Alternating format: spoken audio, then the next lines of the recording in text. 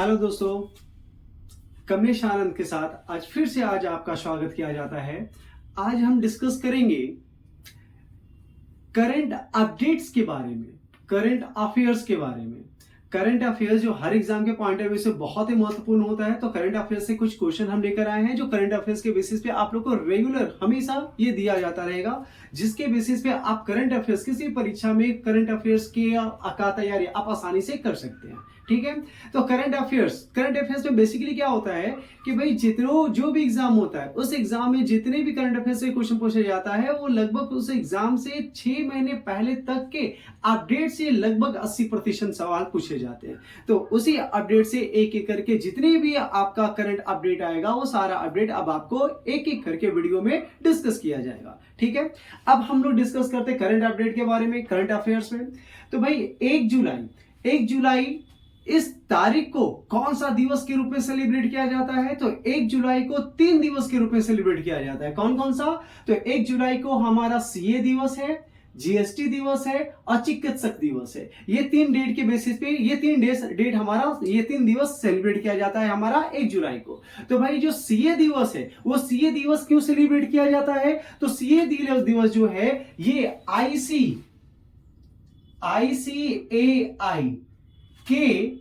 ICAI का मतलब क्या हो गया? Institute of chartered accountant of India. Institute of chartered accountant of India, इसकी स्थापना जो किया गया था उसी स्थापना के याद में 1 जुलाई को हम लोग सीए दिवस के रूप में मनाए थे। तो आईसीएआई के स्थापना के याद में इसे मनाया जाता है। ठीक है, आईसीएआई क्या होता है? तो इंस्टीट्यूट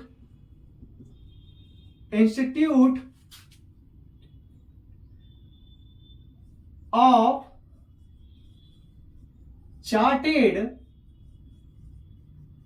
अकाउंटेंट ऑफ इंडिया, ये होता है आईसीएआई। ठीक है, जीएसटी क्यों मनाया जाता है? तो जीएसटी मनाया जाता है क्योंकि आज से ठीक 7 साल पहले 1 जुलाई 2017 को भारत ने जीएसटी कानून लाया था। तो ये जीएसटी कानून कब लाया गया था? 1 जुलाई 2017 को जीएसटी कानून लाया गया था।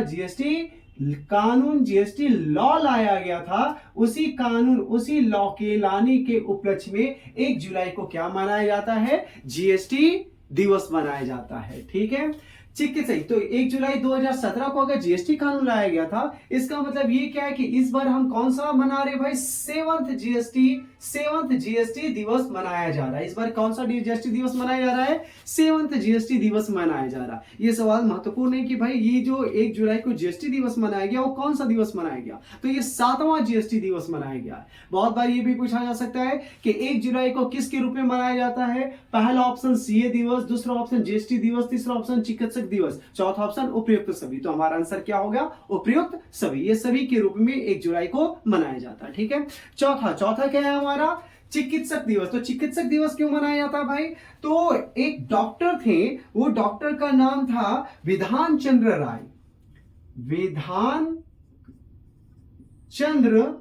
राय, जिनका जन्म 1 जुलाई 1882 तथा इनकी मृत्यु 1 जुलाई 1962 ईस्वी में हुई थी। विधान चंद्र राय, जिनका जन्म 1 जुलाई 1882 और मृत्यु 1 जुलाई 1962 में हुई थी, ये बिहार के पटना के डॉक्टर थे। कहां के डॉक्टर थे भाई? बिहार के पटना के एक सुप्रसिद्ध डॉक्टर थे, जिनके चिकित्सा के क्षेत्र में बहुत बड़ा योगदान रहा था। उन्हीं के योगदान को देखते हुए स्वरूप 1 जुलाई 1991 से, कब से?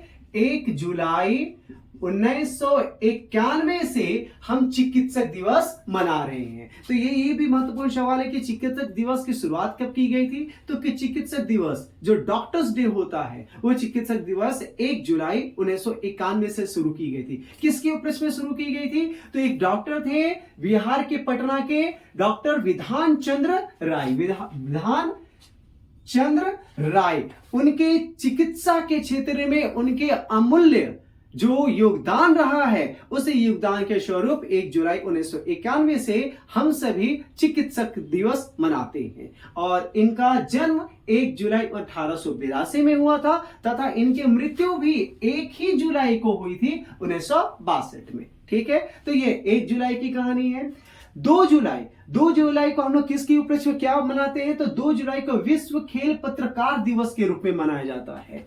2 जुलाई को क्या कहा जाता है? विश्व खेल पत्रकार दिवस। तो भैया विश्व खेल पत्रकार दिवस क्या है? तो जो पत्रकार होते हैं अलग अलग सेक्टर में होते हैं, तो स्पोर्ट्स के बारे में भी तो कुछ पत्रकार होते हैं, तो स्पोर्ट्स में उनके अमूल्य योगदान को याद करने के स्वरूप में ये मनाया जाता है। तो इसका एग्जैक्टली क्या होता है भाई कि जो 2 जुलाई को हम लोग पत्रकार दिवस मनाया जाता है, तो खेल पत्रकारों की जो योगदान रहता है, खेल पत्रकार जो होते हैं, खेल जो पत्रकार होते हैं उनके जो योगदान रहा है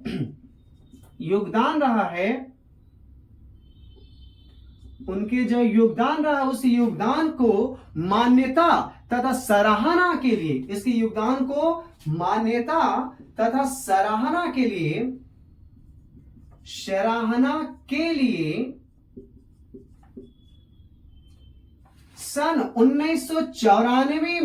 सन 1994 ईस्वी में पेरिस में ग्रीष्मकालीन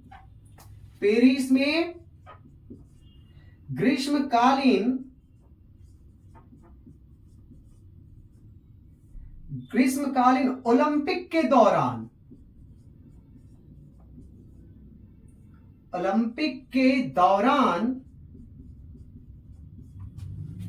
AIPS के एक संगठन के रूप में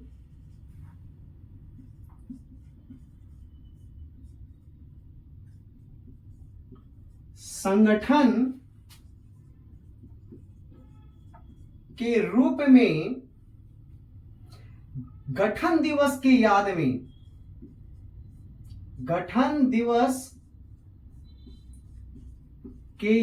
में मनाया जाता है।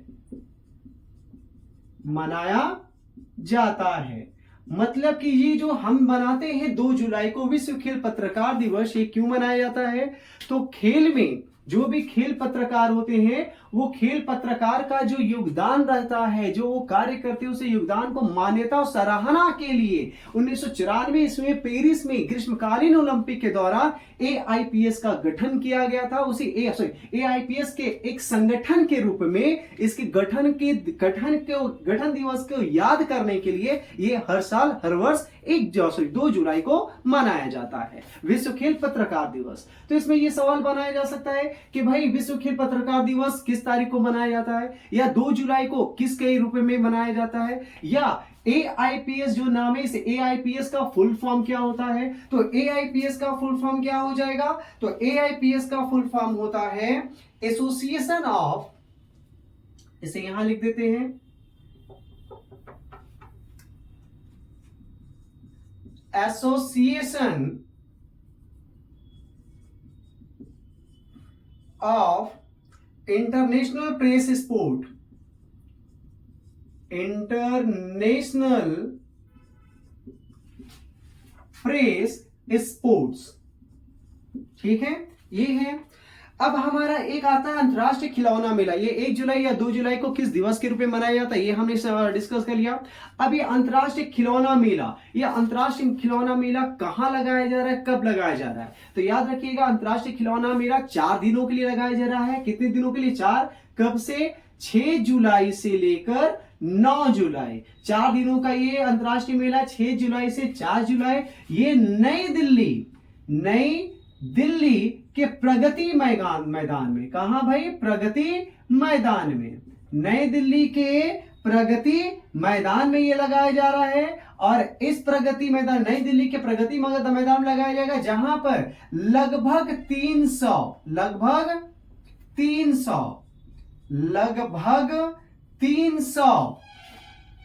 घरेलू कंपनी का प्रदर्शनी लगाया जाएगा। लगभग 300 घरेलू कंपनियों का प्रदर्शनी लगाया जाएगा तथा 100 लगभग 100 विदेशी खरीदार, लगभग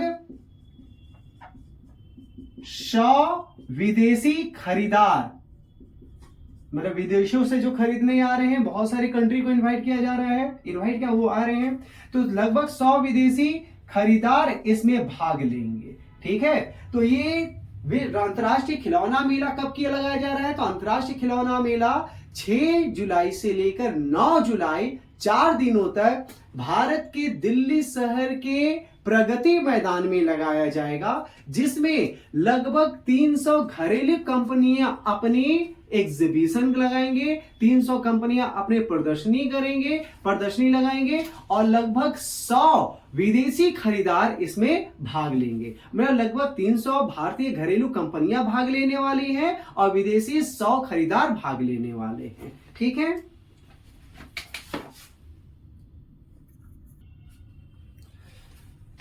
चलिए डिस्कशन नंबर 4 में आते हैं। चौथा क्या हो रहा है कि सेरा और ब्लू ऑरिजिन ने अंतरिक्ष मानव मिशन, सेरा एक ऑर्गेनाइजेशन है जिसका फुल फॉर्म क्या होता है, तो सेरा का फुल फॉर्म हो जाएगा space exploration,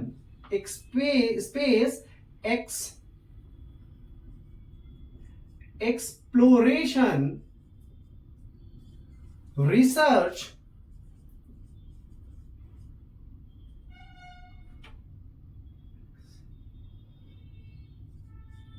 research agency.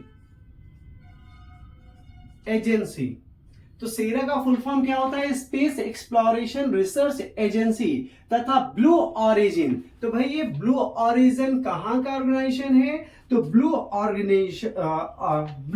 Origin ये क्या है, यूएसए के वाशिंगटन में इसका मुख्यालय है। कहां पर है, यूएसए के वाशिंगटन में इस ब्लू ऑरिजिन का मुख्यालय है। ठीक है, यूएसए के वाशिंगटन में। तो सेरा और ब्लू ऑरिजिन एजेंसी जो है ये अंतरिक्ष मानव मिशन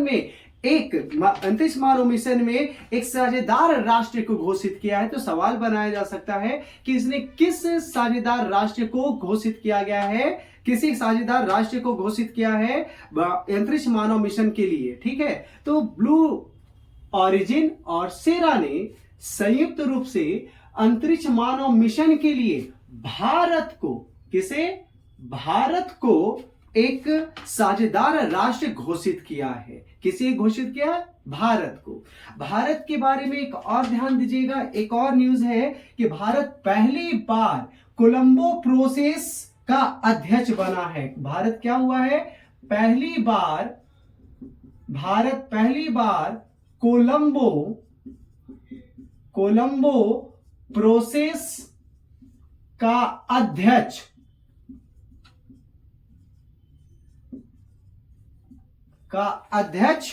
कोलंबो प्रोसेस का अध्यक्ष बनाया गया है भारत को। तो भारत ये क्या है, सेरा और ब्लू ऑरिजिन का अंतरिक्ष मानव मिशन के द्वारा किसको संयुक्त राष्ट्र के रूप में घोषणा किया है, तो भारत को संयुक्त राष्ट्र के रूप में घोषणा किया है और भारत पहली बार कोलंबो प्रोसेस का अध्यक्ष भी बना है। ठीक है, दूसरा आता है नोमैडिक एलिफेंट। ये नोमैडिक एलिफेंट क्या है, तो नोमैडिक एलिफेंट एक संयुक्त रूप से भारत और मंगोलिया के बीच जो सैन्य अभ्यास किया जाएगा, उसका नाम दिया गया नोमैडिक एलिफेंट। ये क्या है, संयुक्त रूप से भारत तथा मंगोलिया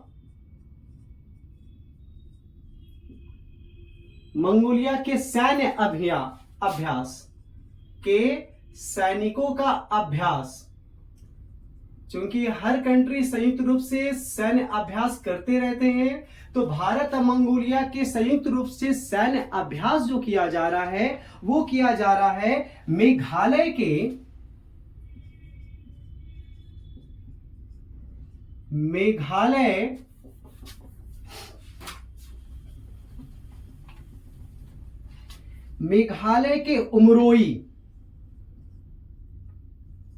उमरोई स्थान पे या संयुक्त सैन्य अभ्यास किया जा रहा है, जो 3 जुलाई से 16 जुलाई तक चलेगा। 3 जुलाई से 16 जुलाई, ये भी एक सवाल महत्वपूर्ण है कि कब तक चलेगा, तो 3 जुलाई से 16 जुलाई। तो ये जो संयुक्त रूप से सैन्य अभ्यास किया जा रहा है, उस संयुक्त रूप से सैन्य अभ्यास का नाम क्या दिया गया है? Nomadic elephant. क्लियर? आगे बढ़ते हैं।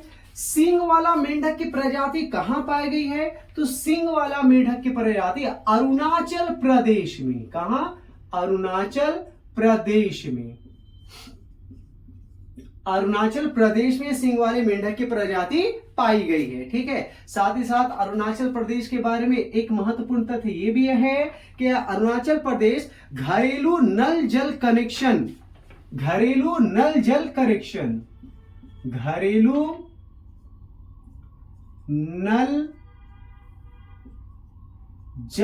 कनेक्शन वाला साउथ ईस्ट स्टेट का पहला राज्य बना है। ठीक है। वाला उत्तरी पूर्व राज्य, पहला उत्तरी पूर्व राज्य बना, पहला साउथ ईस्टर्न स्टेट बना है। साउथ ईस्टर्न स्टेट बना है। कौन बना है भाई? अरुणाचल प्रदेश। अरुणाचल प्रदेश उत्तरी पूर्व राज्यों में से पहला राज्य बना है जो घरेलू नल जल कनेक्शन को पूर्ण करने वाला 100% पूर्ण करने वाला राज्य है। ठीक है। और सींग वाला मेंढक की प्रजाति कहां पाई गई है? ये अरुणाचल प्रदेश में ही पाई गई है। नेक्स्ट, लियोन मास्टर का खिताब। चूंकि मास्टर जुड़ गया है तो ये आपको समझ में आ गया होगा कि मास्टर मतलब ये किस खेल से जुड़ा हुआ है। तो लियोन मास्टर्स का खिताब, तो ये लियोन मास्टर्स है क्या? तो लियोन मास्टर्स स्पेन के एक शहर, लियोन क्या है? स्पेन के एक शहर का नाम है। किसका नाम है भाई? स्पेन के एक शहर का नाम है। ठीक है। स्पेन के एक शहर का नाम है क्या? लियोन। लियोन क्या है? स्पेन के एक शहर का नाम दिया गया है। ठीक है। तो स्पेन का एक शहर है जो चेस कंपटीशन प्रतियोगिता कराता है। क्या करवाता है? चेस प्रतियोगिता करवाता है। ठीक है। प्रतियोगिता कराता है। उसी प्रतियोगिता का नाम क्या है? Leon Masters. तो लियोन मास्टर का खिताब किसने जीता है? बिल्कुल सही, आप समझ रहे, आपके दिमाग में आ रहा है। तो किसने जीता है? हमारे प्रिय विश्वनाथन आनंद। हमारे प्रिय विश्वनाथन आनंद ने यह खिताब जीता। और यह खिताब वो 10वीं बार जीते हैं। कितनी बार? 10वीं बार जीतने वाले हैं। जीते हैं। कितनी बार ये खिताब जीते हैं? 10वीं बार। तो लियोन मास्टर का खिताब किसने जीता? सवाल पूछा जा सकता है, लियोन मास्टर्स का खिताब किसने जीता? तो विश्वनाथन आनंद ने। या पूछा जा सकता है विश्वनाथन आनंद पेरिस के प्रसिद्ध लियोन मास्टर का खिताब कितनी बार जीत चुके हैं? तो 10 बार उन्होंने ये खिताब जीत चुके हैं। ठीक है। नेक्स्ट आते हैं, एशिया का सबसे बड़ा पायलट ट्रेनिंग स्कूल कहां पर हो रहा है और किसने इसको कौन इसे बनाने वाला है? ठीक है। तो एशिया का सबसे बड़ा पायलट ट्रेनिंग एयर इंडिया द्वारा, किसके द्वारा? एयर इंडिया द्वारा बनाया जा रहा है। एयर इंडिया द्वारा एशिया का सबसे बड़ा पायलट ट्रेनिंग स्कूल खोला जा रहा है, जिसमें लगभग 180 पायलटों को, कितने? 180 पायलट को प्रति वर्ष ट्रेनिंग दी जाएगी। 180 पायलट को प्रत्येक वर्ष ट्रेनिंग दिया जाएगा। और ये कहां खोला जा रहा है? तो ये महाराष्ट्र के अमरावती में खोला जा रहा है। कहां खोला जा रहा है? तो ये महाराष्ट्र के अमरावती में खोला जा रहा है। महाराष्ट्र राज्य के अमरावती में यह खोला जा रहा है। किसके द्वारा खोला जा रहा है? एयर इंडिया के द्वारा खोला जा रहा है। कितने लोगों को, कितने पायलटों को प्रतिवर्ष इसमें प्रशिक्षण दिया जाएगा, ट्रेनिंग दिया जाएगा? तो 180 पायलटों को प्रतिवर्ष इसमें प्रशिक्षित दिया जाएगा। ठीक है। ये क्या है? एशिया का सबसे बड़ा पायलट ट्रेनिंग स्कूल है। ठीक है। नेक्स्ट आते हैं हमारा मुख्यमंत्री मांझी लड़की बहन योजना क्या है और इसे किस राज्य ने इसे चालू किया है? तो मुख्यमंत्री मांझी लड़की बहन योजना ये हमारे महाराष्ट्र के द्वारा, किसके द्वारा? ये महाराष्ट्र राज्य के द्वारा, किसके सरकार के द्वारा? तो महाराष्ट्र राज्य सरकार ने इसकी घोषणा की है। यह शुरुआत कर रही है किसकी? मुख्यमंत्री मांझी लड़की बहन योजना। तो मुख्यमंत्री मांझी लड़की बहन योजना महाराष्ट्र राज्य के द्वारा ये चालू किया जा रहा है, जिसके अंतर्गत राज्य के महिलाओं को प्रत्येक माह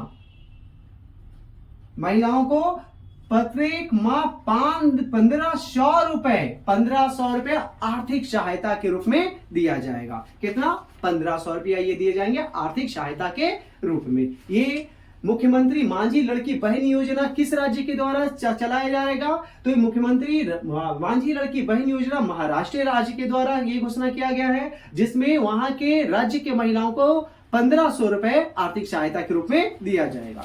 इसके साथ ही मुख्यमंत्री माई कोई योजना, तो भाई मुख्यमंत्री माई कोई योजना ये झारखंड सरकार ने घोषणा किया है। किसने घोषणा किया है? झारखंड सरकार ने इसकी घोषणा की है। झारखंड राज्य ने इसकी घोषणा की है, जिसमें 21 से 50 वर्ष के महिलाओं को 21 वर्ष से 50 वर्ष के महिला को 21 से 50 वर्ष की महिलाओं को उनके स्वास्थ्य, महिलाओं के पोषण और स्वास्थ्य व स्वच्छता पर, महिलाओं के पोषण, स्वास्थ्य तथा स्वच्छता के लिए प्रति माह 1000 रुपए दिए जाएंगे। प्रत्येक माह कितने रुपए दिए जाएंगे? 1000 रुपए दिए जाएंगे। साथ ही साथ झारखंड सरकार ने एक और घोषणा किया है कि प्रत्येक माह जो झारखंड वितरण निगम के उपभोक्ताएं हैं, झारखंड बिजली वितरण निगम के उपभोक्ताओं को हर माह 200 यूनिट बिजली मुफ्त दिया जाएगा। 200 यूनिट बिजली मुफ्त दिया जाएगा। ठीक है, आगे बढ़ते हुए हम लोग आगे बढ़ रहे हैं। आगे क्या है? विश्व की पहली AI ड्रेस। तो विश्व का पहला AI ड्रेस क्या है? तो विश्व का पहला AI dress Google software engineer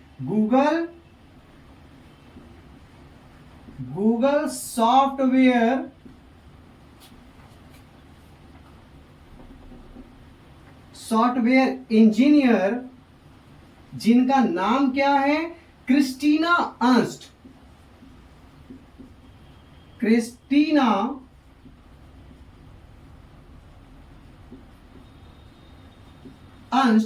ने विश्व का पहला AI ड्रेस बनाया है। ठीक है, किसने बनाया? तो गूगल सॉफ्टवेयर इंजीनियर है, जिनका नाम है क्रिस्टीना अंस्ट, जिन्होंने विश्व की पहली AI ड्रेस बनाई है। और ये विश्व की पहली AI ड्रेस जो है वो क्या है? रोबोटिक सांपों वाली। कौन सा है भाई? रोबोटिक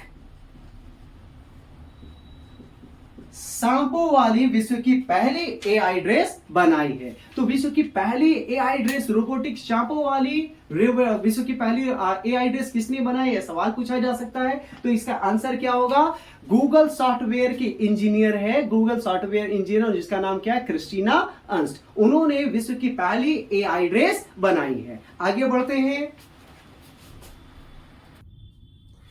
चलिए आगे बढ़ते हुए देखते हैं हम लोग। हमारा अगला अपडेट क्या है कि विदेश सचिव भारत का अगला विदेश सचिव किसे नियुक्त किया जा रहा है? तो भारत का अगला विदेश सचिव किसको नियुक्त किया जा रहा है? विजय मिस्त्री। किसे भाई? विजय मिस्त्री को नियुक्त किया जा रहा है। भारत का अगला विदेश सचिव कौन होंगे? विजय मिस्त्री। तो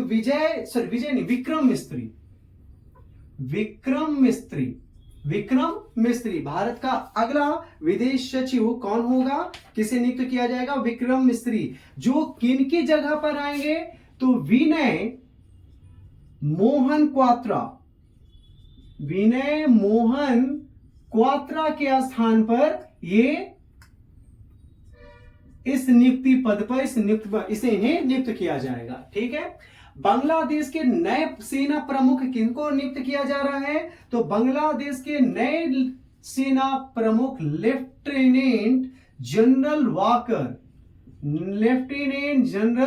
वाकर को नियुक्त किया जा रहा है। बांग्लादेश के अगले सेना प्रमुख किनको नियुक्त किया जाएगा? तो बांग्लादेश के अगले सेना प्रमुख लेफ्टिनेंट जनरल वाकर को नियुक्त किया जा रहा है।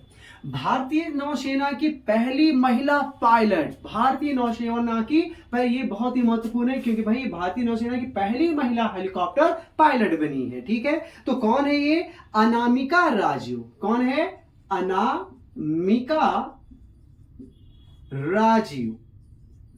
अनामिका राजू भारतीय नौसेना की पहली पायलट, पहली हेलीकॉप्टर पायलट नियुक्त की गई है, बनाया गया। ठीक है, पीजीसीआईएल, पीजीसीआईएल क्या होता है भाई? तो पीजीसीआईएल होता है power grid corporation of India limited. इनके नए चेयरमैन किनको नियुक्त किया गया है? तो रविंद्र कुमार त्यागी। किनको? रविंद्र कुमार त्यागी को नियुक्त किया गया है। भारतीय power grid corporation of India limited के नए चेयरमैन कौन होंगे? तो रविंद्र कुमार त्यागी। ठीक है, भारत का पहला एआई विश्वविद्यालय, भारत, चूंकि एआई तो अब बड़ा ही जोर शोर पे आ गया है भाई, तो भारत का पहला एआई विश्वविद्यालय का कुलपति किन्हें नियुक्त किया जाएगा? तो भारत का पहला एआई विश्वविद्यालय के कुलपति नियुक्त किए जा रहे हैं साइमन मॉक। किनको? साइमन मॉक को नियुक्त किया जा रहा है। किनको नियुक्त किया जा रहा है? Simon mock. सीबीडीटी के नए अध्यक्ष किनको नियुक्त किया जा रहा है? तो रवि अग्रवाल। ये सवाल महत्वपूर्ण हो सकता है। ठीक है, तो रवि अग्रवाल। इसके बाद क्या? नाटो, नेशनल जो नाटो है उस नाटो का नया महासचिव, तो एंटी ट्रीटी ऑर्गेनाइजेशन के नए महासचिव किनको नियुक्त किया जा रहा है? Mark root. मार्क रूट जो है वो नाटो के नए महासचिव के रूप में पदभार संभालेंगे। एसबीआई के नए चेयरमैन कौन होंगे? तो एसबीआई के नए चेयरमैन सीएस सेठी। सीएस सेठी कौन होंगे? सीएस सेठी होंगे एसबीआई के नए चेयरमैन। ठीक है, इसके बाद हम लोग आगे बढ़ते हैं। पिंटर कुछ पुरस्कार, ये तो नियुक्तियां हो गई हैं। नियुक्तियों के बाद कुछ पुरस्कार के बारे में हम लोग डिस्कस करते हैं। तो पिंटर पुरस्कार 2024 किसे दिया जा रहा है? तो पिंटर पुरस्कार 2024 जो ऑथर लोग को दिया जाता है, तो ये 62 वर्ष है, आप सभी इन लोग इसके नाम से परिचित है, 62 वर्ष अरुंधति रॉय को दिया जाएगा। 62 वर्ष की अरुंधति रॉय, अरुंधति रॉय। ठीक है, रॉय या राय ऐसा कुछ होगा। ठीक है, अरुंधति रॉय को दिया जा रहा है पिंटर पुरस्कार 2024। ठीक है, ये क्या है? एक ऑथर है। ये क्या है? इंडियन ऑथर, 62 वर्षीय इंडियन ऑथर है, भारतीय ऑथर है। ठीक है, इंडियन ऑथर है ये अरुंधति रॉय, उनको यह पुरस्कार दिया जा रहा है। Nelson Mandela life time achievement पुरस्कार, तो Nelson Mandela life time achievement पुरस्कार किनको दिया जाएगा? तो विनोद गनात्रा को। किनको? विनोद गनात्रा। देख रहा है ना विनोद? तो विनोद गनात्रा को life time national Mandela life time achievement पुरस्कार से सम्मानित किया गया। Laureus world sportsman of the year 2024, Laureus world sportsman of the year 2024 किनको दिया जा रहा? तो ये मेरे बहुत ही, मैं इनका बहुत बड़ा फैन हूं। कौन है? नोवाक जोकोविच। नोवाक जोकोविच,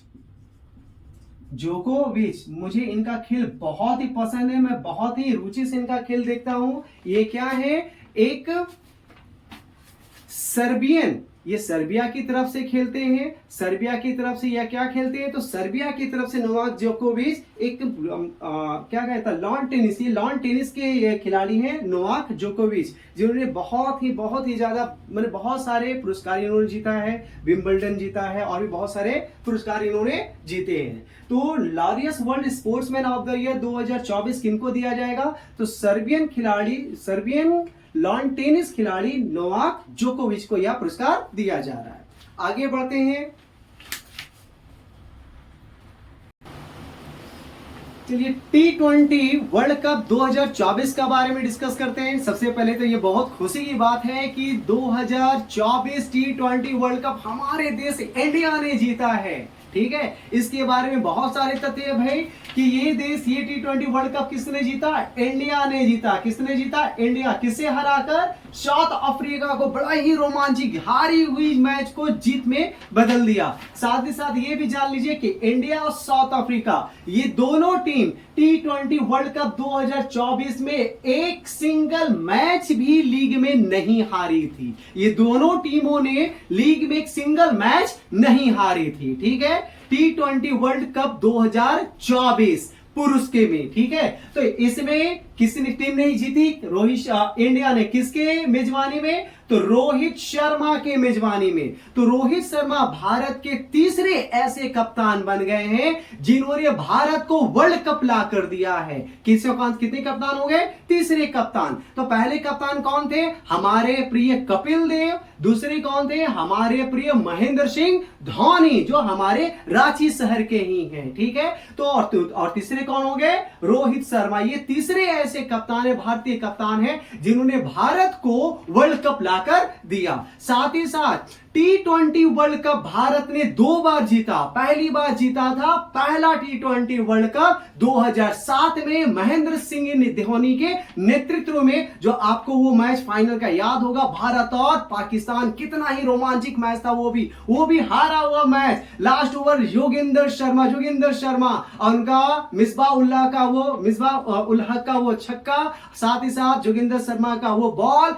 और गली में जाकर वो क्या कहा जाता है, किनके द्वारा था वो, कैसा नाम मुझे याद नहीं, बड़ा एग्रेसिव बॉलर थे। ठीक है, सॉरी उनका नाम याद नहीं आ रहा। उनके द्वारा वो कैच और भारत विश्व विजेता T20 वर्ल्ड कप में। तो भारत फिर से विश्व विजेता T20 वर्ल्ड कप का बना है। किनके नेतृत्व में? रोहित शर्मा के नेतृत्व में। और रोहित शर्मा भारत के तीसरे ये कैप्टन बन गए हैं जिन्होंने भारत को वर्ल्ड कप लाकर दिया।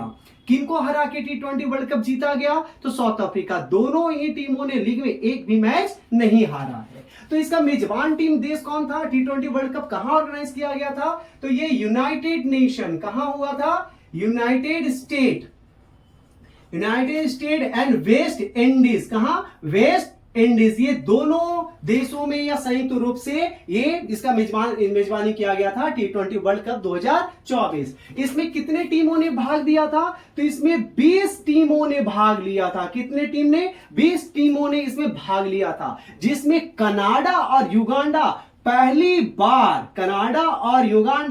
पहली बार T20 मेंस, ठीक है, मेन वर्ल्ड कप के लिए क्वालिफाई किया गया था, क्वालिफाई हुए थे। ठीक है, कौन कौन? कनाडा और युगांडा। साथ ही साथ यूनाइटेड स्टेट भी पहली बार खेला है, लेकिन ये मेजबान देश होने के कारण खेला गया। ठीक है, मेजबान देश था इसलिए ये भी T20 वर्ल्ड कप में पार्टिसिपेट लिया गया था। इसका फाइनल क्या हुआ? तो फाइनल में इंडिया क्या हुआ? विनर। और रनर कौन हो गया भाई? ये क्या हो गया? रनर। कौन रनर हो गया? South Africa. मतलब कि भारत ने या देश जीता, भारत देश ने या कप या खेल फाइनल का मैच जीता।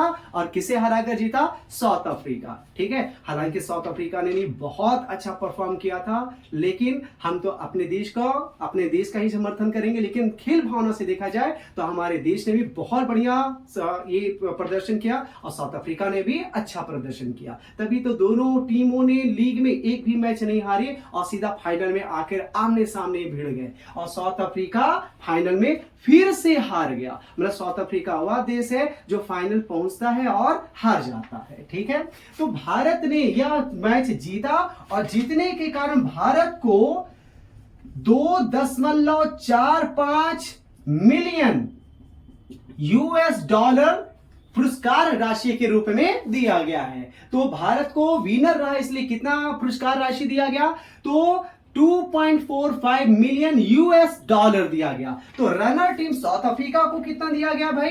तो 1.28 मिलियन इनको पुरस्कार राशि के रूप में दी गई है। ठीक है, अब इसमें सबसे अधिक इस पूरे मैच में, इस पूरे टूर्नामेंट में सबसे अधिक रन किसने बनाया? तो सबसे अधिक रन बहुत ही अच्छा टीम जो अभी बहुत ही ज्यादा आगे बढ़ रहा है, ठीक है। अफगानिस्तान, ठीक है, जो बहुत ही अच्छा प्रदर्शन कर रहा है पूरे टूर्नामेंट में। वो मैच याद होगा कि अफगानिस्तान ने एक वर्ल्ड क्या कहते मतलब कि वर्ल्ड को जीतने वाला, जिनका एग्रेसिव टीम ऑस्ट्रेलिया जो वर्ल्ड कप भी जीती है, उनको बाहर का रास्ता दिखा दिया। किसने रास्ता दिखा दिया?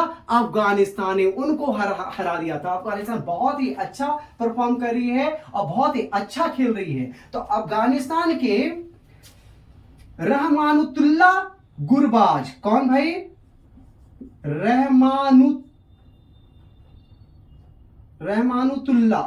रहमानुल्लाह, ठीक है,